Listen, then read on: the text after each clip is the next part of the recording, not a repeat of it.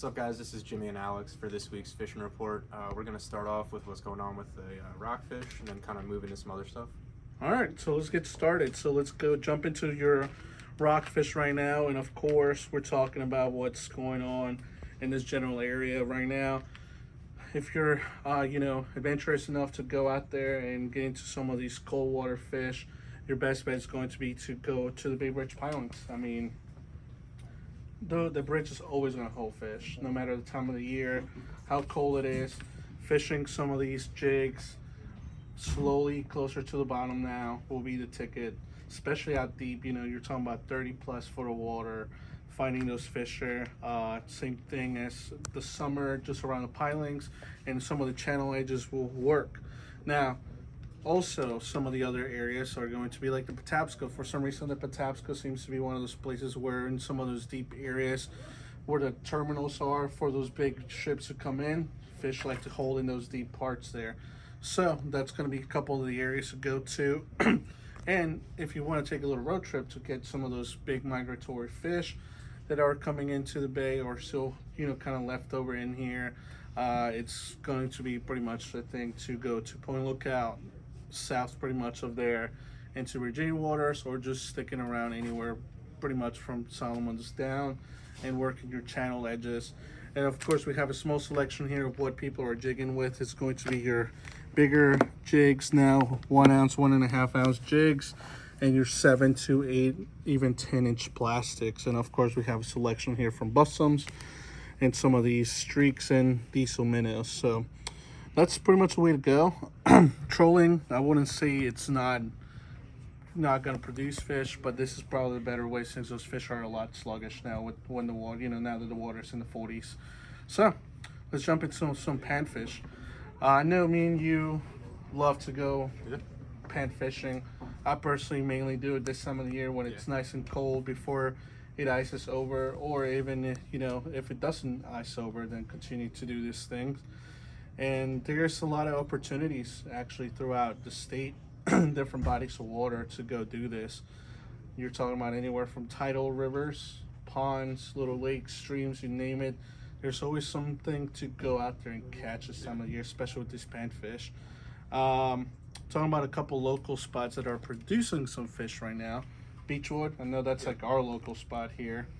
It's really hit or miss, but when it's on, you're catching a lot of perch, either white, yellows, even some bluegills, and surprisingly even some crappie in there at times.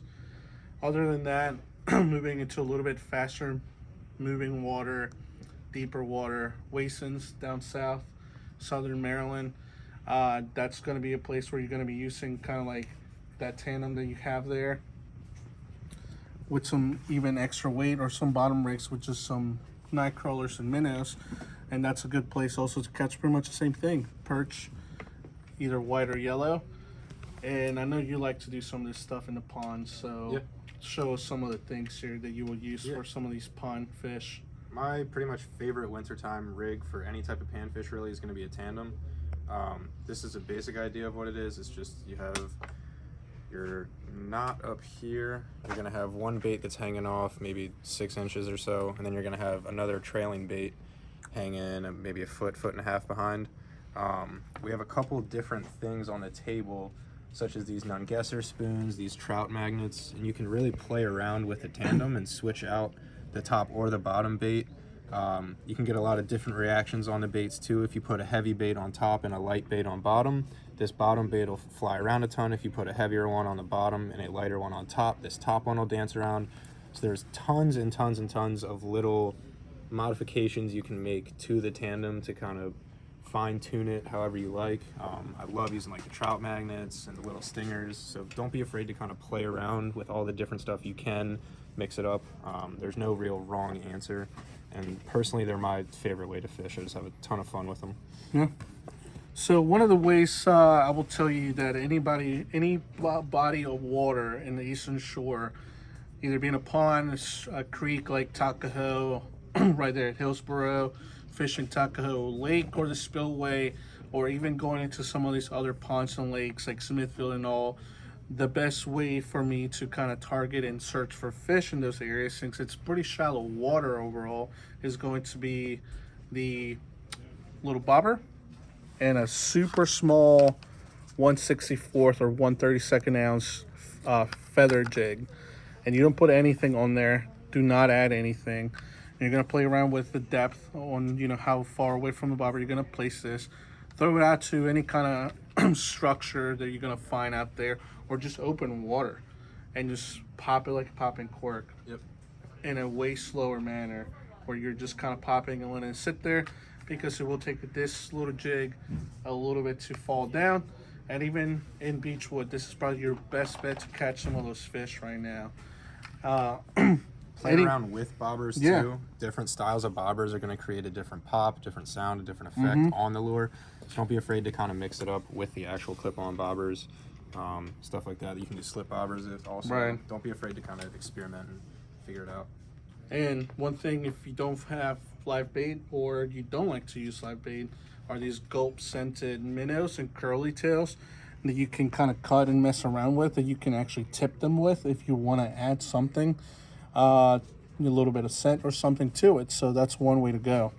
But like we mentioned, this is a time of the year to do this, guys. And even if it does ice over, we do carry a small selection of ice fishing jigs and equipment. So make sure to stop by and check that out.